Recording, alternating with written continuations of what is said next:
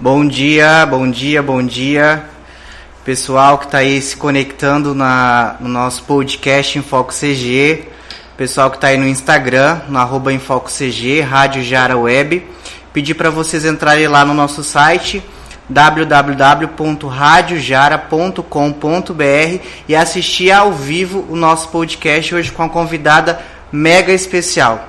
Bom, antes de começar a nossa entrevista aqui, gostaria de fazer um comunicado às pessoas que estão nos perguntando, que estão nos procurando para ser entrevistados. Quem nos acompanha já sabe um pouquinho da nossa missão, do qual que é o propósito do Enfoco CG. E nós somos um espaço democrático, a Rádio Jara é um espaço que é além da música, então é um espaço democrático aberto a todas as pessoas. E hoje nós estamos aqui com uma pessoa muito especial. Eu queria apresentar aqui para vocês uma menina, uma jovem, uma mulher aguerrida, militante, que está lá na academia, na faculdade, cursando Ciências Sociais e que saiu daqueles corredores que são importantes para um corredor que é mega importante, que é o corredor da Câmara Municipal de Vereadores de Campo Grande. Exatamente isso. Ela foi a única mulher eleita em Campo Grande e a mais votada a ser a vereadora e representante do povo. Hoje eu recebo aqui no meu podcast, com muito carinho e com muito respeito, essa mulher aguerrida que é Camila Jara. Bom dia, Camila. Bom dia, Nando. Bom dia a toda a população de Campo Grande nesse sábado de manhã e todos os ouvintes aqui do podcast. É muito bom estar aqui com vocês. É muito bom ver como a gente consegue, através da luta, democratizar o acesso às mídias. E espero que o nosso papo seja produtivo, que a gente consiga dialogar bastante com a população. Obrigado, Camila. Dizer que é uma honra te receber aqui, porque o nosso princípio é isso, é levar as pessoas, independente da sua bandeira, da sua religião, a gente levar as pessoas histórias que inspiram. E a história da Camila Jara é uma história que inspira não só as mulheres, mas todas as pessoas aqui, porque é uma jovem, né? É uma jovem destemida e que conquistou um espaço que é de suma importância para nós, né? Enquanto cidadão, enquanto população, que é a Câmara Municipal. Mas eu queria conhecer um pouquinho mais de quem que é a Camila, né? Eu estava vendo nas suas redes sociais, a Camila é uma menina que gosta de animais, é uma menina que defende as causas indígenas. Então eu queria conhecer um pouquinho mais da Camila Jara, enquanto pessoa, enquanto mulher. Bom, eu sempre falo, Nando, que é muito difícil eu separar as coisas, porque desde pequena eu estou envolvida com esse mundo político. Mas para além da política, eu gosto bastante de estar com meus amigos. Gosto bastante dos meus animais, e eles sabem disso. Parece que animal, quando sente que você gosta dele, eles vão ocupando, né? Então eu tenho alguns que ocuparam a minha casa, que é o caso do Luiz Inácio, do Mandela e da Frida, os gatos. Eles literalmente chegaram lá e por lá eles ficaram e... Te adotaram. Exato. Eu tenho um amigo, o Seixas, que ele fala, gato sabe quando você vai ser escravo dele. E aí... a gente brinca bastante, gosto de plantas, adoro plantas. Se eu pudesse, eu deixava minha casa uma floresta. E gosto de estar com a minha família bastante, assim, aqueles almoços de domingo que vai todo mundo. Delícia, né? Não gosto de ficar sozinha, nem pra assistir série, até pra assistir TV. A gente senta todo mundo no sofá de casa e fica escolhendo o filme. Demora horas esse processo, porque aí são 5 pessoas para decidir sobre um filme, mas eu gosto bastante disso, então eu gosto de estar cercada com pessoas, isso é bem importante para mim. Camila, você é natural daqui de Campo Grande ou você veio para cá? Como que... Eu nasci e cresci aqui. Nasceu e cresceu aqui. Isso. Especificamente na mesma região da cidade onde eu moro, que é lá Nossa Senhora das Graças, entrada da Copa Sul. Uhum. Eu brinco que quando tudo era mato lá, a gente já estava por lá, porque é um bairro bem tranquilo, bem calmo, tinha bastante chácaras, né? Agora tem algumas, e eu sempre cresci pelas redondezas. E qual que é a sua idade, Camila? Eu tenho 27 anos. 27 anos. 27 anos, acadêmica de Ciências Sociais pela UFMS. Você já tá terminando a faculdade? Eu já terminei. Já terminou? todas as matérias, já faz 1 ano e meio, e agora eu estou escrevendo TCC. O que acontece? Eu ia fazer uma análise e processamento de dados. Então, toda a parte de revisão teórica a gente já conseguiu fazer. E aí agora eu preciso comprovar a teoria com a prática. E deu um atraso no processo de entrega desses dados. Agora eles chegaram. Só que eles chegaram bem na época da pré-campanha. Então vai rolar mais um pouquinho e em dezembro a gente entrega. Maravilha. Camila, esse percurso seu que você disse que desde cedo você já... Na verdade, todas as relações humanas que a gente tem, elas envolvem a política, elas fazem política, né? E essa sua trajetória, apesar de ser tão jovem, 27 anos, ela diz muito sobre você e sobre as suas conquistas. E uma mulher jovem sair de um espaço que é a academia e conquistar um espaço que é predominantemente masculino, que é um espaço predominantemente de homens, e você ser a única representante, né, numa capital, né, do estado, uma representante mulher, e a eleita, né, a mais votada, isso diz muito, né, sobre você, sobre a sua trajetória, mas isso também diz muito sobre a necessidade de nós abrirmos nossos olhares de que precisam sim ter mais representantes mulheres em espaços políticos, né? Nando, eu falo que o fato de eu ser a única representante mulher dentro da Câmara de Vereadores diz mais sobre a sociedade campo-grandense, sobre a sociedade sul-mato-grossense e o espaço que ela reserva para nós mulheres do que sobre mim. Nunca coube para nós mulheres a chance de decidir sobre quais são os rumos do Brasil e quais os rumos que Mato Grosso do Sul deveria opinar. E isso é muito sério.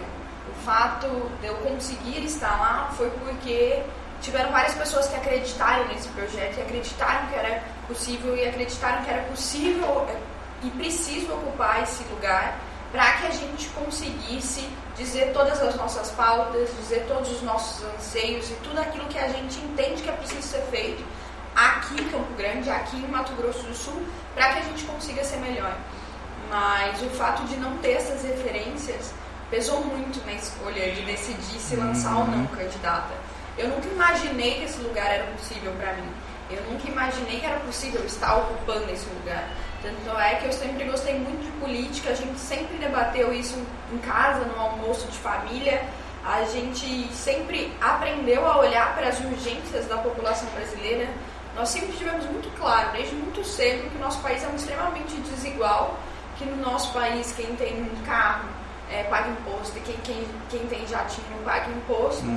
Mas eu nunca entendi que eu podia ser a representante desses anseios, dessas vozes, enfim. Eu sempre me imaginei trabalhando nos bastidores da política. E mais tarde, nesse processo todo, que é um processo extremamente difícil, eu entendi o porquê eu nunca me imaginei ocupando esses espaços. Eu nunca me imaginei ocupando esses espaços porque eu nunca tive referências locais de mulheres jovens ocupando a política. Para mim, esse lugar é um lugar impossível de chegar. E aí, quando você fala no começo, você é aguerrida, é destemida, bem aquela frase, sabe? Se der medo, vai com medo mesmo. Vai com medo mesmo. E a gente vai com medo mesmo, porque a gente sabe que o que nos move é maior do que esse medo. Então, estar na política, estar ocupando esse espaço hoje só faz sentido para mim se eu denunciar o fato de que nós estamos excluídas desse espaço. E a partir do momento que todos nós estivermos nesse espaço, a gente vai ter uma sociedade melhor. E quando eu falo todos nós, eu falo pessoas indígenas, pessoas negras, pessoas LGBTQIA+, pessoas com deficiência. Todas as pessoas precisam estar representadas dentro do espaço do parlamento, senão a gente não vai conseguir construir uma sociedade melhor. E a gente precisa construir uma sociedade melhor, porque a sobrevivência da democracia depende dessa representatividade e depende da política conseguir resolver os problemas das pessoas que estão lá na ponta. Sim. E você fala, né, da importância da representatividade. E aí eu busco, né, que aqui no nosso estado a gente ainda vê pouca representatividade, por exemplo, de grupos LGBTs nesses espaços de poder, indígenas nesses espaços de poder, sendo que nós somos um estado rico, né? Um estado com várias populações, etnias, e a gente não vê esses representantes lá dentro do espaço. Mas não é porque às vezes eles não querem estar lá, mas porque existe uma parede entre a oportunidade, entre o apoio, né? Para que eles assumam esses espaços de poder. E aí existe muito assim essa cegueira, né? De que quem me representa, né? Quem me representa é quem fala por mim, quem conhece a minha vivência e quem diz sobre essa vivência para mais pessoas, né? E a gente ainda está muito escasso disso, né, Camila? A gente está muito escasso e eu vou trazer 2 dados aqui que são dados extremamente sérios. Mato Grosso do Sul é um dos estados que mais violenta, a população indígena do Brasil. E Mato Grosso do Sul é o 3º estado mais violento para se ser uma pessoa LGBTQIA+. Olha aí. Essas são 2 problemáticas que a gente enfrenta no dia a dia. Ou seja, nós temos indígenas sendo mortos ou sendo negligenciados com o fato de não ter água nas suas casas para as mulheres poderem dar banho nos seus filhos. E nós temos pessoas LGBTQIA+, sendo agredidas, sendo violentadas, apanhando na rua pelo fato da sua escolha, pelo fato de querer ser o que você quiser. E esses problemas só ocorrem, e esses números continuam sendo alarmantes, porque não dói na pele de quem está nesses espaços de poder. Eu tenho certeza que se eu tivesse mais colegas LGBTQIA+, que se eu tivesse colegas indígenas, porque eu não tenho nenhum do meu lado na Câmara de Vereadores, em outras câmaras pelo Estado, provavelmente esses números não seriam alarmantes, porque essas pessoas iam lutar aguerridamente para combater esses abusos e esses absurdos que acontecem na nossa sociedade. Então, quando eu falo que a gente precisa tornar a política mais plural, é exatamente por isso. É porque as pessoas que não estão sendo representadas nesses espaços de poder são as pessoas que sofrem. São as pessoas que precisam do Estado para ajudar elas nessa situação e ajudar elas a poderem ser o que elas quiserem. E aí, quando a gente fala, por exemplo, da questão indígena ou da questão negra, a gente diz que o Estado tem que agir porque ele foi agente usado para massacrar essas populações. O Estado brasileiro invadiu o território indígena e dizimou metade da população indígena em nome do progresso, em nome da coroa, em nome do que for. E o Estado brasileiro legalizou a escravidão. O Estado brasileiro entendeu que as pessoas negras não eram seres humanos durante um século. E depois, após a abolição da escravidão, esse mesmo Estado fez com que essas pessoas fossem para as ruas, ficassem sem alimentação, sem casa, sem emprego, sem nada. E também não criou um aparato para que essas pessoas fossem inseridas na nossa sociedade, que era uma sociedade, na época, extremamente elitista e preconceituosa. Então, mais do que agir para garantir que essas pessoas possam existir, o Estado tem uma compensação histórica para com essas pessoas, porque ele foi agente da violência. Então, a gente precisa deixar isso muito claro. Então, exigir que essas pessoas estejam nesses espaços, exigir que essas pessoas tenham uma política de recorte, garantindo que elas possam avançar ainda mais, não é porque a gente tirou da nossa cabeça que isso tem que acontecer, é porque o Estado já negou essa chance de desenvolvimento para essas pessoas em vários momentos da nossa história. E aí agora está na hora dele assumir sua responsabilidade, arcar com seus erros. Não é assim que a gente fala para os nossos filhos quando a gente vai educar ele, você vai fazer isso, mas depois você vai ter que arcar com as consequências. Então, na hora do Estado brasileiro arcar com as consequências e fazer com que essas pessoas possam ter todos os seus direitos estabelecidos e sendo cumpridos. E vira e mexe, a gente ainda ouve, Camila, algumas frases do tipo oportunidade tem para todas as pessoas, basta você correr atrás, né? Já ouvi muito essa frase, e é uma frase que judia muito, que machuca muito, porque não, né? As oportunidades não são iguais para todas as pessoas, isso é ilusão, e as pessoas elas têm acesso a determinadas coisas com muito custo, com muita luta, às vezes com muito sangue, né? E a gente precisa tornar esses espaços de conquista, esses espaços políticos, espaços democráticos. E tem uma política que ela é a política participativa, né? Que é você ouvir a população, é você construir junto. Você acredita que esse seja um dos caminhos para essas pessoas que, de certa forma, são um pouco ignorantes com relação aos direitos humanos, por exemplo? Eu entendo que a gente precisa falar sobre esses assuntos nas escolas. A gente precisa ter uma educação política. E quando eu falo uma educação política, não é para doutrinar ninguém. É para ensinar que o IPTU que você paga vai para a conta da prefeitura e depois a gente vai conseguir investir na construção de creches e MEIs e a gente vai conseguir destinar parte desse recurso para tapar o buraco que está na frente da sua rua ou para asfaltar a sua casa se a sua casa não tem asfalto. Ponto. Isso ninguém sabe. A gente sai da escola formada e não sabe o que eu, enquanto vereadora, vou fazer. Sendo que eu sou paga com o dinheiro que você dá para o Estado. Então não existe isso. Se você tivesse uma empresa, provavelmente você não iria contratar alguém sem saber o que ele faz. Então é uma distorção imensa isso. E quando a gente começa a entender dessas coisas, a gente entende, por exemplo, que eu sou uma servidora pública como qualquer outro servidor público. Então você pode chegar em mim e você pode cobrar.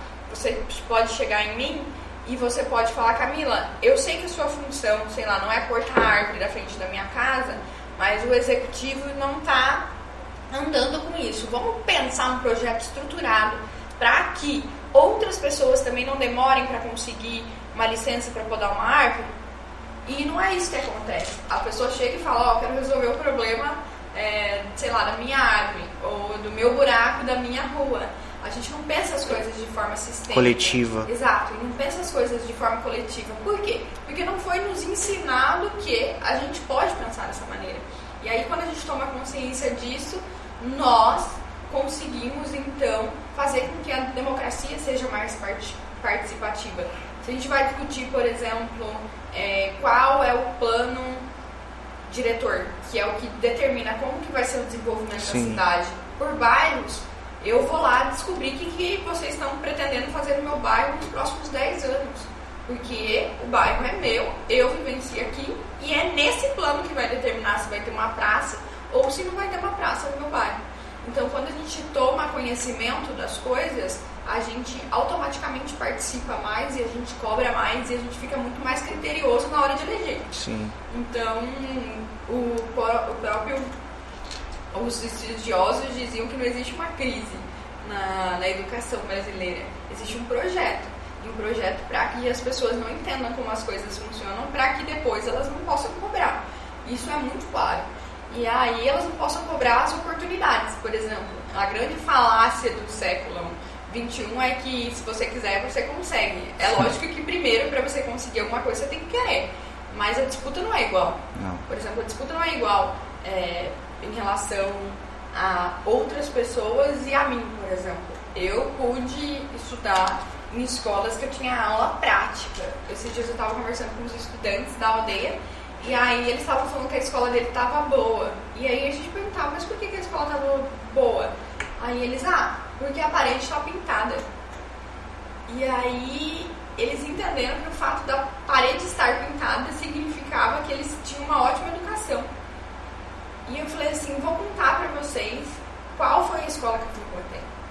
E aí eu contei que na escola que eu frequentei, de manhã eu estudava, por exemplo, como era a estrutura de um peixe, e à tarde eu ia para o laboratório de secar o peixe para ver na prática como era aquelas estruturas que eu aprendi na teoria. E eu tinha um laboratório para isso. E aí eu expliquei que isso acontecia a mesma coisa com física, química, e que eu tive acesso a isso. E eles ficaram encantados porque eles não sabiam que existia essa possibilidade de educação. E ao mesmo tempo eu peguei e tinha outros estudantes do IFMS e eles contaram que eles também vivenciam um pouco dessa realidade, porque o IFMS veio justamente para isso. Veio para trazer a praticidade ao ensino e conseguir inserir na vida do estudante as várias e as diversas ciências. E aí eles entenderam como é diferente, como existe um abismo no Brasil. Existem estudantes que entendem que o fato da parede estar pintada significa que a escola é ótima, e existem estudantes que têm acesso a laboratórios para entender na prática tudo que eles aprendem. O abismo de diferença entre... Exato, o abismo de diferença. Eu lembro até hoje algumas estruturas do peixe, por exemplo. Pode parecer uma coisa insignificante, mas aquilo grudou na minha cabeça. Eu tenho certeza que alguém que não conseguiu abrir e secar o peixe não lembra mais disso hoje em dia. Não lembra porque foi fugaz e aquele negócio passou por ela. Eu pude ficar 3 anos no cursinho decidindo o que eu queria fazer da minha vida e analisando os mais diversos cursos e as mais diversas realidades. E por isso eu posso dizer que eu sou uma pessoa realizada, porque eu estudo o que eu gosto, eu faço o que eu gosto, e todos os dias na faculdade, quando eu tinha que ler um texto, e às vezes era aquele mundaréu de texto, eu começava a ler, e aí começavam umas discussões muito bacanas, e eu falava, eu estou no curso certo, eu estou fazendo o que eu quero da minha vida. Quantos jovens podem dizer isso, né? E você falando de universidade, falando de ensino básico, falando da importância da educação na vida das pessoas, dos jovens principalmente, a gente vem de uma velha ideia de que as pessoas, a partir de quando pegarem o seu diploma na mão, né, forem formadas, elas vão ter uma outra vida, né? A gente ouve muito isso. E é bem diferente, né? As pessoas hoje, elas estão se formando com muito custo, né? Estão entrando nas universidades, público ou privadas, com muito custo. Só que quando saem de lá, por mais que já estejam com seu diploma na mão, o mercado de trabalho, ele está muito cruel, né? Às vezes ele exige muito, ou às vezes não tem essas oportunidades de emprego, ou às vezes a gente abre, por exemplo, vem grandes indústrias para o estado, grandes indústrias para a cidade, só que junto com essas indústrias vem um grupo de pessoas de fora para assumir, né, os espaços de mão de obra mais qualificada. As pessoas que estão no território, elas assumem outras mãos de obras inferiores, né, de segundo, terceiro escalão. E fora isso, o comprometimento, né, das grandes indústrias com a população daquela região. Porque uma cidade de 10 mil habitantes que recebe uma indústria com, por exemplo, 3 mil funcionários, ela não estava projetada para receber mais 3 mil pessoas. Então, assim, até que ponto, né, estão sendo pensadas políticas públicas com essa visão ampla, né, de que as coisas mudam, mas que com essas mudanças vem danos, né? Além de vir coisas positivas, também vem danos, né? E aí já tá lá desde a universidade, né? Então, assim, o cara sai da faculdade, o cara fez mestrado, fez doutorado, mas o cara tá desempregado, né? Por quê, né? Por que tá desempregado? Cadê o mercado de trabalho, né? Cadê a oportunidade? Bom, a gente precisa pontuar que o Brasil vive uma crise sem precedentes na história. E não adianta falar que essa crise foi causada na pandemia, porque antes da pandemia a gente já tinha 14 milhões de desempregados e a gente já tinha entrado novamente no mapa da fome. A situação se tornou ainda mais grave após a pandemia. E antes da pandemia, quando a gente, por exemplo, na pandemia a gente já estava com 2 anos que o governo Bolsonaro já tinha assumido e mesmo assim ele não tinha mostrado soluções para isso. No próprio governo Bolsonaro, por exemplo, a gente teve um corte de recursos da universidade que foi tão violento que o reitor chegou a declarar que a universidade ia fechar em março porque não tinha condições de pagar a conta de água e de luz. Ele conseguiu ajustar as coisas e agora se paga a conta de água e de luz. Se paga a conta de água e de luz, mas não se tem dinheiro para manter esse estudante dentro da universidade. Então, não é estranho você chegar na UFMS e encontrar alunos que não têm passe para estudar, porque o passe tem uma limitação para usar Didi. Então, se você precisa vir aqui no centro, por exemplo, pegar um livro ou fazer uma pesquisa em algum instituto, em algum órgão do estado, você já não tem mais o passe. Esse estudante não tem dinheiro para pagar o RU. E pode parecer absurdo, mas tem estudantes que não têm R$3,50 para dar para o RU. Então, a gente colocou os alunos dentro da universidade. A gente ainda está colocando o aluno dentro das universidades. Porque vai passar um tempo a gente não vai colocar. Porque a evasão escolar que a pandemia trouxe é enorme e a gente não se discute sobre isso. O MEC hoje em dia devia estar discutindo como manter os alunos na sala de aula e os alunos do ensino básico. Muita gente parou de estudar para sobreviver, Exato, né, para trabalhar. Muita gente parou de estudar para sobreviver. E um dos motivos é esse. Adolescentes e pré-adolescentes saíram da sala de aula porque se eles não saíssem da sala de aula, eles não iam conseguir ter um arroz e um feijão no prato para comer. Então, a evasão escolar está muito grande. E o MEC devia estar discutindo isso. Olha, como a gente vai fazer com que o estudante do ensino fundamental, o estudante do ensino médio e o estudante da universidade permaneça na universidade. Mas a gente está discutindo a mamadeira de piroca. E aí eles não pensam que a criança na rua está muito mais sujeita a um abuso do que a criança dentro da sala de aula. Esse é um ponto. O segundo ponto é que a gente está colocando ainda os estudantes dentro das universidades. Como que eles vão se manter? Qual vai ser a permanência desses estudantes? A evasão está muito alta. A taxa de evasão no meu curso é altíssima porque as pessoas não têm como se manter. Elas saem para ir para o mercado de trabalho. Então, um país que faz com que o jovem tenha que escolher entre se qualificar e ter o que se alimentar, e ter como se alimentar e como sobreviver, não é um país que está pensando no futuro. Esse é um ponto. Segundo ponto, quando esse estudante sai e se forma, onde que ele vai poder trabalhar? Se não tem emprego. Não tem emprego para pessoas que já têm experiência, você imagina para pessoas que não têm experiência. Exatamente. O desemprego é maior em jovens, o desemprego é maior em mulheres e o desemprego é gritante entre mulheres jovens negras. E a gente precisa falar sobre isso.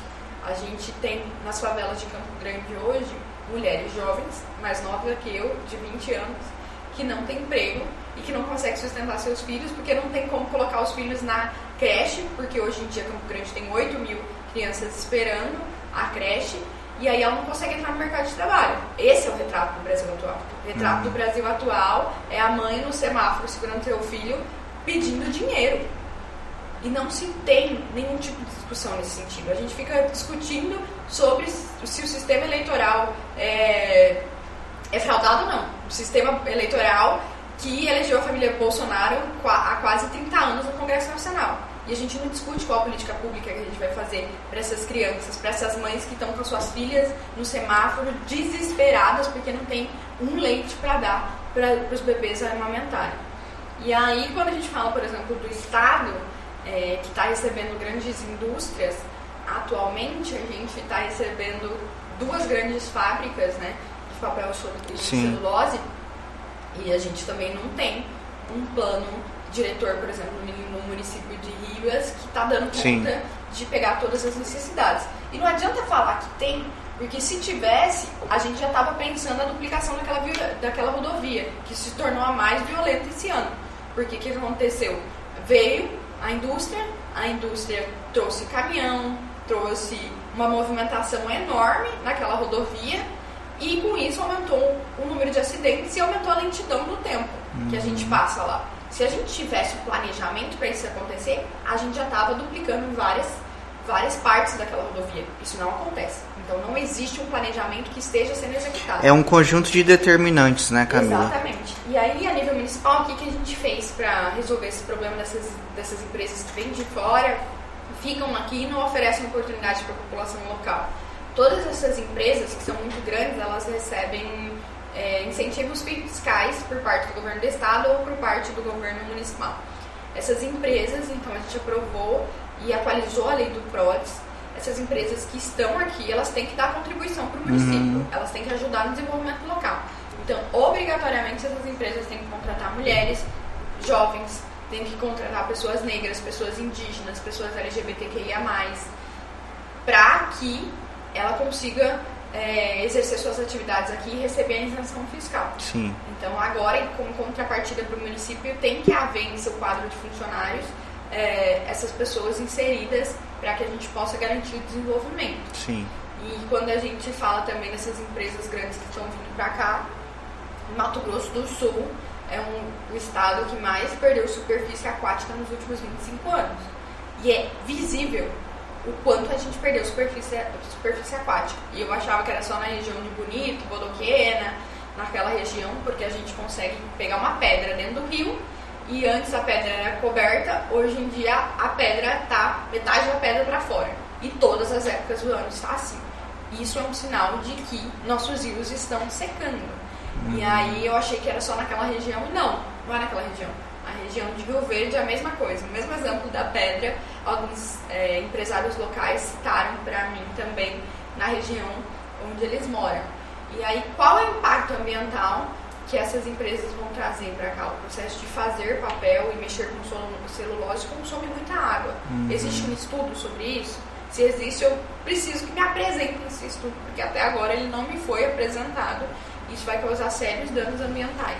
Até porque, né, Camila, o progresso, ele só acontece quando as pessoas que estão envolvidas nesse progresso, elas estão com qualidade de vida, né? Então, assim, pensar o progresso é pensar muito além do fator econômico, né, do fator do lucro, do ganho. É pensar as pessoas que estão envolvidas ali. E aí você coloca... o nosso estado, ele é um estado muito plural. É um estado muito rico de várias pessoas, de várias etnias, enfim. Mas ele também é um estado que está muito aquém, né, do que se imagina enquanto qualidade de vida, enquanto respeito às diversidades, enquanto democracia de falas, de vivências, de espaços.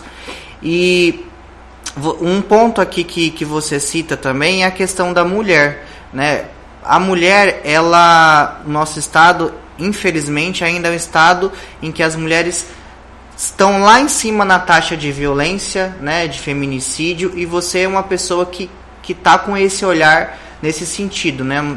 Parece que você tem até projeto de lei nesse sentido. Eu queria que você falasse pra gente. Primeiro, a gente precisa dizer que existe no Mato Grosso do Sul a falsa ideia de que está tudo bem.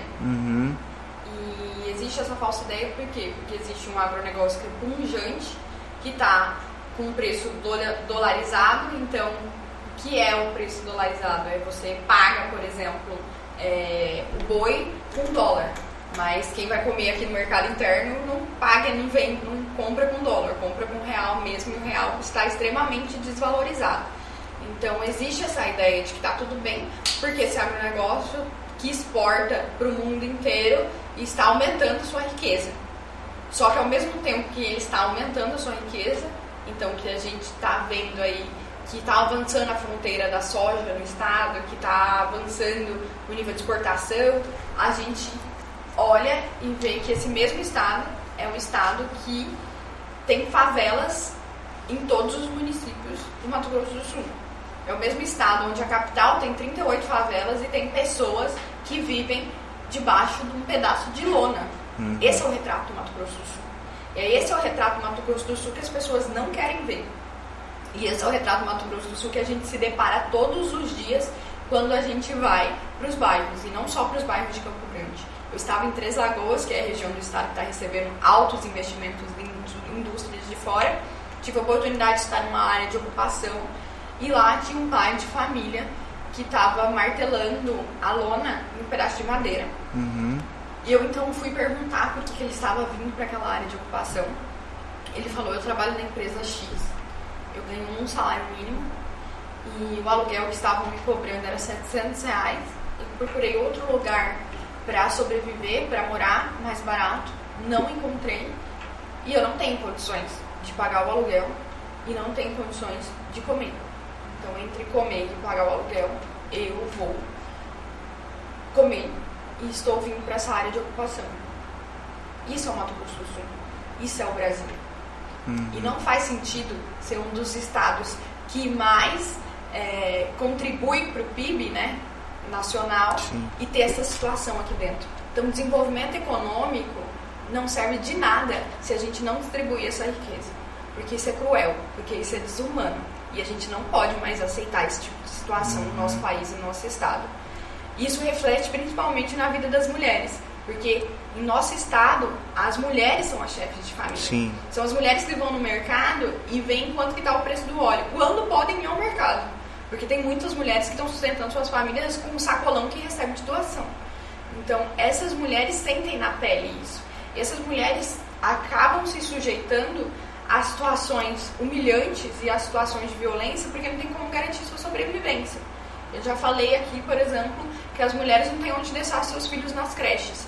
Então você pensa, imagina, uma jovem de 25 anos que é casada, tem 2 filhos, tenta matricular seus filhos na creche, ela não consegue vaga, porque a gente tem 8 mil crianças fora das escolas aqui em Campo Grande, e ela é casada e o único que consegue trabalhar, porque ela fica em casa cuidando dos filhos, trabalhando, cuidando dos seus filhos, é o marido. E esse marido bebe e esse marido bate nela. Essa mulher não consegue sair desse relacionamento, por quê? Porque como que ela vai sustentar os 2 filhos, sendo que ela não consegue trabalhar porque não tem onde cria-se uma dependência financeira. Exato. Né? E isso faz com que a gente se torne o segundo estado mais violento para ser mulher no Brasil. Isso faz com que Campo Grande tenha a maior taxa de estupro. Então, é uma coisa que está conectada à outra. É uma coisa que vai impactando na outra. Então, a gente se fala muito de política de prevenção à violência contra a mulher, mas o que as pessoas não enxergam é que se a gente não acabar com a nossa desigualdade e se a gente não garantir que todas as mulheres do Mato Grosso do Sul e todas as mulheres do Brasil tenham uma renda mínima para garantir seu sustento, consigam colocar seus filhos dentro da creche, da escola, consigam se inserir no mercado de trabalho, a gente não vai acabar com a violência nunca. Porque a nossa sociedade delega à mulher a função do cuidado. E é por isso que o presidente Lula está na frente das pesquisas em relação ao eleitorado feminino. Porque o eleitorado feminino usa os serviços públicos. O Brasil é um país de mulheres e mulheres pobres. Mulheres pretas, pobres e periféricas. Essa é a maior parte da população brasileira. E essa população é que está sofrendo. Essa população que vai no médico e não encontra um exame para ver o que seu filho tem, por que ele está passando mal. Então é essas mulheres que estão dizendo um basta e estão pegando toda essa indignação e transformando em intenção de voto para o presidente Lula. E é essas mulheres que nós representamos e são essas mulheres que nós queremos ver sendo inseridas na nossa sociedade e tratadas com dignidade. E que essas mulheres, né, Camila, assumam outros espaços, né, que não aqueles que às vezes a sociedade impõe a elas, né? Por exemplo, um espaço de uma vereança, por exemplo, agora a gente tem aqui uma prefeita, então assim, é muito difícil você ver mulheres nesses espaços, mas não porque é por opção ou por escolha ou porque querem, mas porque às vezes há uma imposição social, né? Há uma imposição essa mulher a ficar lá na casa, a cuidar, a zelar e só, né? Então assim, as mulheres elas têm rompido, né, esses outros espaços, mas a muito custo. E aí você fala dessa questão da violência contra a mulher e a gente ainda fica batendo na mesma tecla porque a tecla ainda está ali, né, necessitando que a gente, né, fale o tempo inteiro para a sociedade que a gente precisa enxergar as mulheres, que a gente precisa enxergar o perfil desses violentadores, né, porque a gente tem que ver quem são essas mulheres, ver quem são esses violentadores, analisar, né, esse contexto familiar e entender, né, que muito mais do que prevenção, existe todo um trabalho que tem que ser feito, sanando também a questão da desigualdade, principalmente, para que essa mulher não chegue lá ao final até a sua própria morte, né, porque a gente vê o tanto de mulheres que têm morrido, né, e não só mulheres pobres, né? A gente fala assim, sim, a maioria são mulheres pobres, mas tem mulheres aí de classe média, de classe alta que também estão sendo violentadas, que também estão morrendo e que a sociedade também precisa se atentar a isso, né? A violência ela não escolhe, não escolhe classe né? social, não escolhe exatamente, gênero, não escolhe raça, não escolhe nada. E não adianta falar de privilégios, né? Não existe as mulheres são violentadas, elas são vítimas sim. E culpabilizar a mulher pela violência, apanhou porque gosta do marido, ou apanhou porque... Não, a mulher ela é vítima, né? Então a gente pensar esse contexto. E aí você fala dessa questão dos benefícios também sociais. Na época da pandemia a gente teve, né, essa questão dos benefícios, ganhava tantos reais por mês para ajudar na sobrevivência. Qual que é a sua visão sobre esses programas ou benefícios sociais para a população? Eu entendo que nós temos que investir em políticas de transferência de renda. E o que é uma política de transferência de renda? É o Renda Básica, é o Bolsa Família. são políticas que se atrelam a outras políticas. Então não é só pegar o dinheiro e dar na mão da pessoa. É pegar o dinheiro, dar na mão da família para que essa família possa ir na mercearia do bairro, comprar um pão da Dona Maria, e aí a Dona Maria começa a vender vários pães, aí ela precisa contratar um funcionário para ajudar ela, e aí esse funcionário é mais uma pessoa que sai da lista de desemprego e está no emprego formal, ganhando renda, e aí ele já se torna um consumidor, e aí a gente faz a roda da economia girar. Paralelo a isso, é um programa que, ao mesmo tempo que garante que vai fazer toda essa roda da economia girar, é o programa que garante que, para a mulher receber esse benefício, o filho tem que estar obrigatoriamente matriculado, ou na educação infantil, ou no ensino fundamental, ou no ensino médio, porque aí faz com que essa pessoa adquira conhecimento para sair desse ciclo. E terceiro, é o programa que obriga porque para você receber, as mulheres têm sim que participar de cursos para conseguir gerar sua própria renda, para além do benefício. Então, tem curso de corte e costura, tem curso de desenvolvimento digital, tem vários cursos para que ela consiga, então, tentar se inserir no mercado de trabalho. Então, isso é um programa de transferência de renda completo, que pensa não só em garantir a renda para a população, mas também pensa em como incluir essa família que é extremamente vulnerável no mercado de trabalho, que é o que a gente chama de inclusão produtiva. Sim. O que se tem hoje no Brasil é um estelionato eleitoral através dos programas sociais. A gente precisa denunciar isso, porque o que acontece no Brasil é um crime e é a legalização da compra de voto, por exemplo, porque está tentando enganar a população mais pobre e mais humilde. A gente tem hoje o tal do Auxílio Brasil, primeiro que o nome já é errado, né? Porque o Estado não está auxiliando ninguém, ele está incentivando a pessoa a sair daquela situação. O Auxílio Brasil do Bolsonaro tem data para acabar. E o fim do Auxílio Brasil é em dezembro. É depois que as eleições acabarem. 2 meses depois que as eleições acontecerem no Brasil. Isso é um crime, isso é um absurdo e isso não devia estar acontecendo. Lógico que a gente tem que aumentar o valor do auxílio, porque as coisas estão extremamente caras, tem que aumentar. Mas que ele continue, então, como uma política pública garantida por lei pelos próximos 4 anos. Que vai ser os próximos 4 anos do próximo governante que vai assumir o país. E que ele tem um compromisso de exercer essas funções, que é garantir que a criança esteja na escola, garantir a inclusão produtiva e garantir que as pessoas tenham autonomia e não fiquem totalmente dependentes do governo por anos e anos e anos. Então, o que há hoje no Brasil é uma distorção de tudo isso, porque todos os cursos que garantiam que as mulheres tinham que fazer para ser inseridas no mercado de trabalho, que estavam vinculados no Bolsa Família, acabaram. E ninguém fala sobre isso. Então, a gente não tem uma política pública que garanta a independência dos cidadãos a nível Brasil hoje e nem a nível de Campo Grande. Dizem que vão começar a aplicar agora um programa, porque a gente conseguiu aplicar na Lei Orçamentária Anual um programa de transferência de renda completo. E o Executivo informou pra gente que ele vai começar a ser executado agora no segundo semestre. E isso vai ser um programa de renda que vai garantir liberdade para as pessoas. Então a gente precisa denunciar nossas mazelas sociais e a gente precisa denunciar também o fato de que querem usar a pobreza e a miséria para enganar a população. E a gente precisa garantir que essas pessoas tenham liberdade. Você, enquanto única mulher representante na Câmara Municipal, quais são as principais pautas que você levanta de discussão, de proposição na Câmara hoje?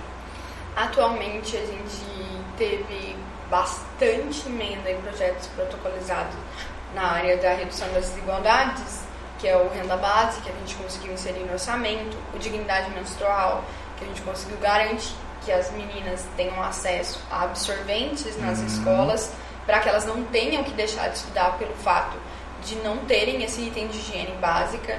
Nós temos o programa Órfãos do Feminicídio, que a gente falou aqui de violência contra a mulher, mas a gente sabe que nem sempre a gente consegue evitar que a violência ocorra. Então nós pensamos um programa que garanta alimentação, que garanta acompanhamento psicológico, jurídico, para essa criança que infelizmente acaba perdendo sua mãe e ela pede por alguém que é muito próximo, alguém que está dentro de casa que assassina essa mulher, ou é o padrasto, ou é o pai, ou é um tio, ou alguém conhecido, na maioria dos casos. Então a gente precisa garantir a saúde mental dessa criança. Nós pensamos também, desenvolvemos várias coisas na questão do planejamento urbano e da mobilidade urbana.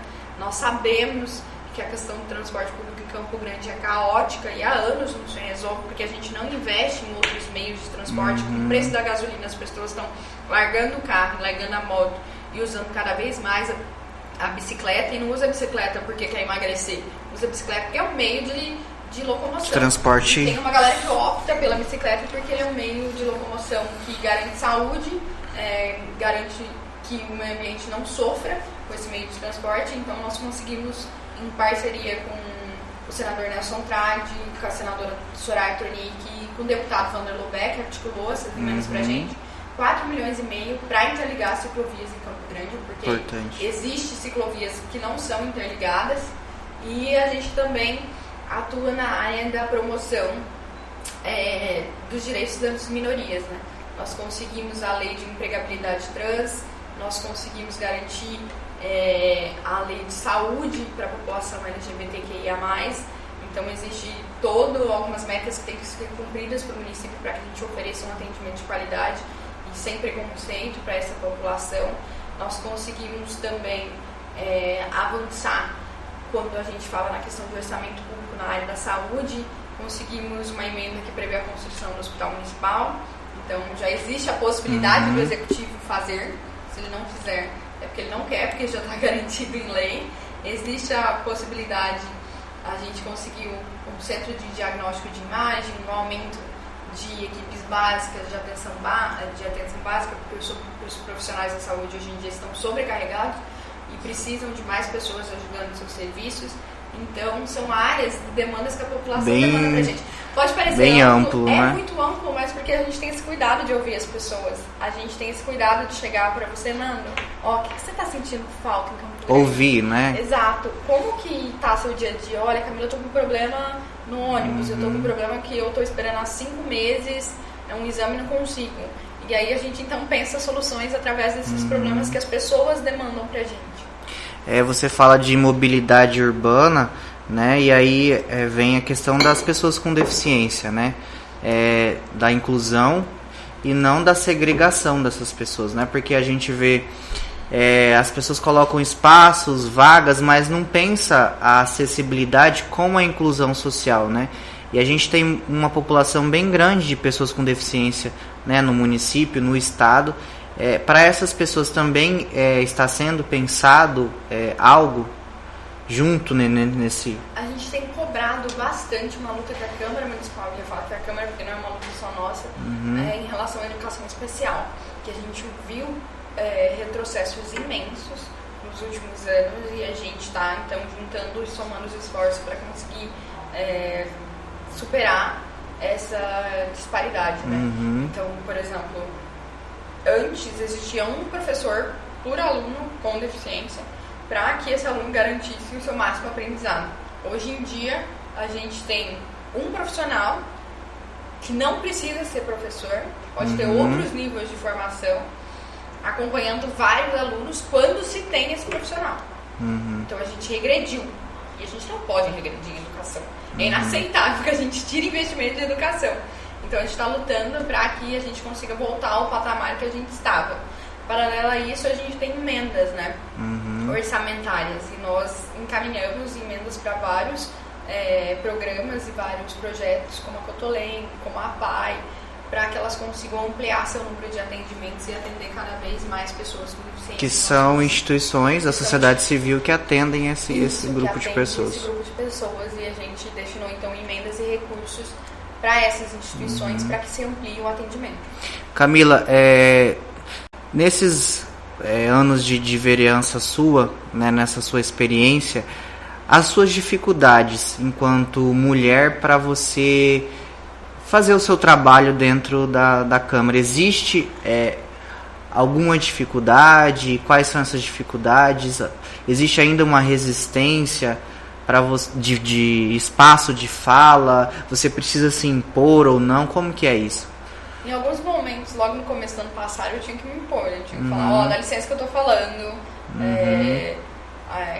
Deixa que eu fale sobre esse assunto, porque você está discutindo sobre mulher.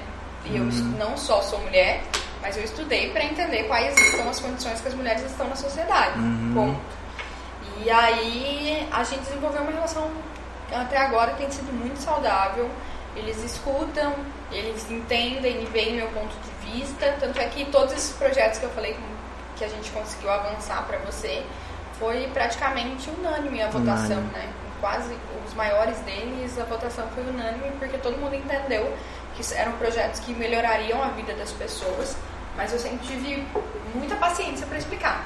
Às vezes, e muitas vezes, eu tenho que explicar o óbvio. Porque é importante essa fala sua, porque a gente consegue ver aí uma ruptura, né, de várias coisas que antes aconteciam, né, dessa parede entre o espaço ali das vereadoras que antecederam você, delas se pronunciarem, né? Sim, teve até um dia, porque a gente vem do movimento social, né? O presidente Carlão ficou puto e a gente vem do movimento social, e no movimento social, infelizmente, a gente não tá numa bolha e a gente também sofre com os problemas da sociedade. E muitas vezes a gente tem que virar pro companheiro e falar assim: companheiro, licença que eu tô falando, espero terminar minha fala.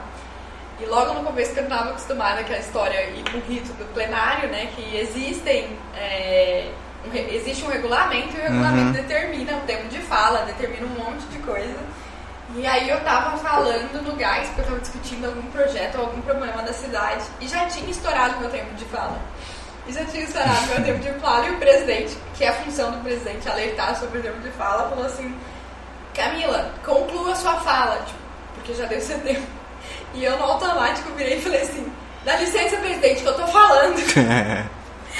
E aí eu me toquei que eu tava no plenário e eu falei: cara, desculpa, já realmente deu meu tempo de fala, mas sempre que eu preciso usar os espaços, eles sempre me concedem esses espaços. Agora a gente tá tendo uma situação que estão vindo e me cobrando muito pelo fato de eu ser mulher, e o posicionamento que eu expus é o posicionamento que a casa vai expor. Então é legal esse respaldo que a gente está tendo, mas porque a gente tem muita paciência para conversar. Não que não exista machismo, não que não exista a falta de representatividade, não que eles não considerem, não que eles considerem menos importantes os temas que eu estou tocando, mas a gente consegue fazer com muita tranquilidade pela capacidade de diálogo. Sim. Agora, se não tivesse eu pautando os projetos que eu pauto, eles não iam pautar por conta própria, não ia nascer um ser iluminado, não ia vir falar pra eles que a gente precisa olhar pros órfãos de feminicídio. Um ser iluminado não ia falar pra eles que a gente precisa garantir a empregabilidade trans. Um ser iluminado não ia falar pra eles que a gente precisa interligar ciclovias. Então precisa desse olhar mais conectado com o povo para que a gente consiga desenvolver esses projetos. Puxando um pouquinho para a questão ainda da vereança, não existe um grande político sem uma grande equipe, né? Então, assim, outros, assim como você, está rodeado de uma equipe que está ali no seu cotidiano, no dia a dia. Lá no início, eu me lembro que você fez um processo democrático de escolha de equipe, né? Parece que foi feito um processo seletivo. Como que foi isso? Parte do gabinete, eles me acompanharam desde a campanha, e os cargos mais técnicos a gente optou por fazer uma seleção para que todos pudessem ter a oportunidade de compor com a gente a equipe. Foram muitos inscritos, eu acho que, se eu não me engano, foram 2.000 inscritos. Olha. As pessoas queriam participar. E com muita qualificação, né? E com muita qualificação. E aí vieram no processo seletivo a Bianca, que é a nossa assessoria de imprensa, que é maravilhosa, o Carlos, que é nosso jurídico, que ajuda a gente em todas as coisas, e o Irã, que é políticas públicas. O Irã se deslocou de Sergipe para cá. Sergipe. Exato, para compor e construir esse mandato com a gente. Eu exijo muito deles. Eu sou uma parlamentar extremamente exigente, até porque minha rotina é muito louca, né? Então eles sofrem. Todo mundo, eu falo que devia ganhar bem mais do que eles ganham, mas a gente tem um teto. Você está se alimentando direito durante o dia? Está conseguindo? Eu sou 24 por 24, né? Ligado no 220, exato, né? Se você me ligar hoje e falar assim: Camila, tem uma galera que está passando, está numa desocupação, e aí a prefeitura quer tirar 3 horas da manhã, eu vou levantar e eu vou. E aí, infelizmente, eu não consigo realizar meu trabalho sozinha, né? Eu preciso dessa equipe para conseguir realizar um trabalho. E quando você se propõe, né, Camila, você já tá ali pronta, sabendo que isso vai acontecer, né? Exatamente. E se acontecer, eu vou estar à disposição. E não é só eu. É eu e uma equipe toda, porque senão o trabalho não acontece. E aí eles acabam trabalhando muito e acaba até sendo um pouco cansativo, assim. Então Mas a gente tem um objetivo maior e eu não consigo fazer diferente. Eu não consigo ver o fato de que tem pessoas passando fome ainda e ficar quieta na minha casa, como muitos fazem, cuidando do meu próprio interesse, do meu próprio nível. E o que você falou lá no início, né? A gente sempre vê, na época de candidatura, muitas pessoas são extremamente acessíveis, né? Até demais, né? E depois que são eleitas, existe assim um boom de celebrismo, né? E entender que a política não é um espaço de ator global, né? Que você precisa e deve continuar acessível durante, né, o seu tempo ali de assumir esse poder, de estar ali, seja no executivo ou no legislativo, e de você estar acessível a ouvir as pessoas, a receber as pessoas. Isso é fundamental. Eu costumo falar, Nando, que quando a gente foi eleito, foi uma campanha muito linda, foi uma campanha que teve muito voluntário, foi uma campanha que teve muita gente acreditando nisso e acreditando na política novamente. Teve gente que não acreditava mais e voltou a acreditar por conta do nosso projeto. E se as pessoas acreditaram tanto ao ponto de trabalhar de maneira voluntária no projeto, elas não podem desacreditar na política por conta do dia do mandato. Elas não podem desacreditar na política porque elas encaminharam uma demanda e ninguém respondeu. Elas não podem desacreditar na política porque elas queriam que eu estivesse presente, sei lá, no churrasco de família delas e eu não estava presente. Não pôde estar, né? Eu não pude estar presente. Então, pra mim, isso é muito sério. E às vezes acontece alguns erros do processo, porque é natural, são seres humanos, mas eu fico muito chateada, eu fico extremamente decepcionada quando alguém fala, olha, eu queria ter contribuído mais, mas vocês não me chamaram para contribuir, e aí eu fiquei de lado e não consegui pensar mais soluções para as mulheres de Campo Grande. A gente perde muito nesse processo. Então, pra mim é inaceitável que alguém saia do gabinete sem alguma resposta, pra mim é inaceitável que alguém deixe de acreditar na política por conta da nossa atuação enquanto mandato. E aí a gente acaba tendo que desenvolver vários processos e vários protocolos para que isso não aconteça. Porque é diferente pra mim e pra você. Tem pessoas que vão entender e vão falar, tranquilo, eu imagino, é muita correria, vocês recebem muitas demandas, mas agora você tá me atendendo e tá tranquilo. E tem pessoas que não, tem pessoas que se sentem extremamente magoadas, extremamente frustradas. E como a gente não sabe como as pessoas vão reagir, a gente tem que tratar igual todo mundo e estar presente sempre, e estar recebendo as demandas sempre, e estar se esforçando ao máximo para conseguir solucionar todas elas. E muitas vezes as pessoas não querem nem que a gente solucione, por exemplo, quando chega pedido de asfalto, dando um exemplo, que chega muito, porque a cidade tem um problema sério nesse quesito. E aí a gente não vai conseguir asfaltar, porque depende do executivo asfaltar. O máximo que a gente consegue fazer é juntar uma galera, colher uns abaixo-assinados, fazer adesivo, fazer uma movimentação para ir o asfalto pro bairro. Mas só da gente dar uma resposta para a pessoa, ouvir a pessoa, encaminhar a demanda dela para o secretário responsável, a pessoa já sente que a política cumpriu o papel dela.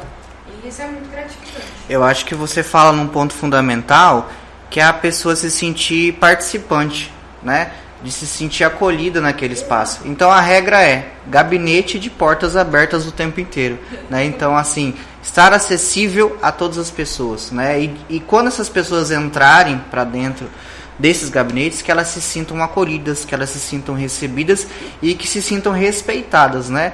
Porque o voto ele não tem cor, o voto ele não tem sexo, não tem classe, o voto é voto. E o que a gente falou que eu falei lá no início, esse espaço aqui, o espaço da rádio, o espaço da TV, da comunicação e da mídia, ele tem que ser um espaço democrático. Independente do teu partido, independente, enfim, é um espaço de fala, de voz. Então você pode vir aqui e dizer sobre coisas muito positivas e dizer sobre mazelas sociais e falar nomes, mas é a sua visão, é a sua fala e esse espaço ele tem que acontecer dessa forma. A gente está quase já estourando nosso tempo, encerrando, a conversa é muito boa e dizer que é gratificante ouvir pessoas tão jovens ainda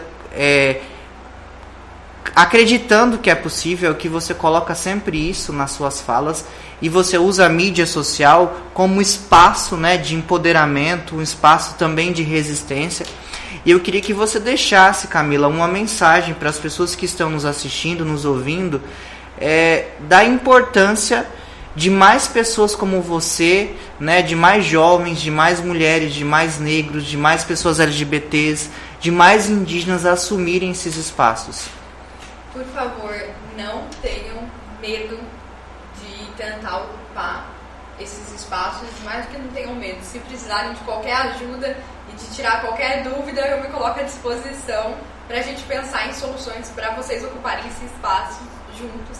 Eu preciso de mais pessoas ao meu lado no parlamento, porque por mais que a gente se esforce, por mais que a gente lute, por mais que a gente faça questão que todo mundo seja atendido e tenha seus anseios sendo colocados em práticas através da política, nós somos em 15 no gabinete. E 15? 15, e eu sou uma só, então meu voto vale por um voto. Então, por favor, venham com a gente nessa luta, ocupem esses espaços, que são os espaços de vocês. Por mais que a sociedade tenha que dizer que não, a política não é um lugar para mulheres jovens, para pessoas LGBTQIA+, que a política não é um lugar para as pessoas negras, para as pessoas com deficiência, a política foi feita para que essas pessoas ocupem esses lugares. E a gente precisa ocupar, porque é só assim que a gente vai conseguir resolver os problemas que as pessoas enfrentam no dia a dia. E é só assim que a gente vai fazer com que a política se torne mais confiável.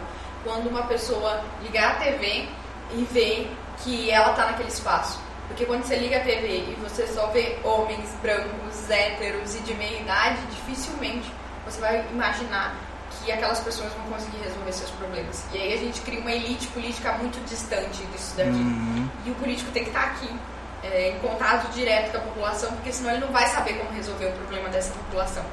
E a gente precisa de mais pessoas ocupando esses espaços. Então, se preparem, se aventurem na política, somem com a gente na construção desse projeto, e eu já coloco o nosso mandato à disposição, no que a gente puder ajudar. Que ótimo. Deixa eu te pedir para você tirar uma frase aqui, ó. Esse é o nosso potinho de inspirações. E sempre a gente pede para o nosso entrevistado tirar uma frase e ler pra gente. Já tá quase acabando. Olha o tanto de gente que já passou por aqui. Eita, pega!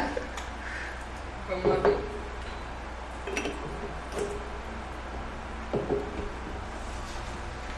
É nos momentos de decisões que o seu destino é decidido. Olha só, esse potinho cabuloso, Camila. Viu? É uma frase bem... Tem tudo a ver com o que você disse aqui. Camila, como forma de agradecimento, de gratidão por receber você aqui, dizer que a nossa rádio, que o nosso programa está sempre aberto também a você, enquanto pessoa, enquanto vereadora, enquanto mulher, representante desse espaço. A gente te presenteia com esse mimo aqui do programa Em Foco. Ai, que lindo! É a árvore da vida, uma cor aí bem... Gente, eu amei! Para que você possa usar aí de... Onde que eu mostro? Aqui, ó. Olha, gente, que coisa linda! Ai, eu já vou colocar. Adorei. De verdade, muito obrigada. Gratidão por você estar aqui. A gente encerra então aqui o nosso programa de hoje com Camila Jara. Agradeço a todos vocês que estavam aí nos ouvindo, nos assistindo. Um ótimo sábado. Aproveitar para convidar aqui em nome da Cris Stephanie. Hoje tem a parada da cidadania LGBT, né? Começa às 14 horas na praça do Rádio Clube. Estão todos convidados porque é um evento para toda a sociedade. Enfim, é isso. Meu muito obrigado, Camila. E até o próximo sábado. Até mais.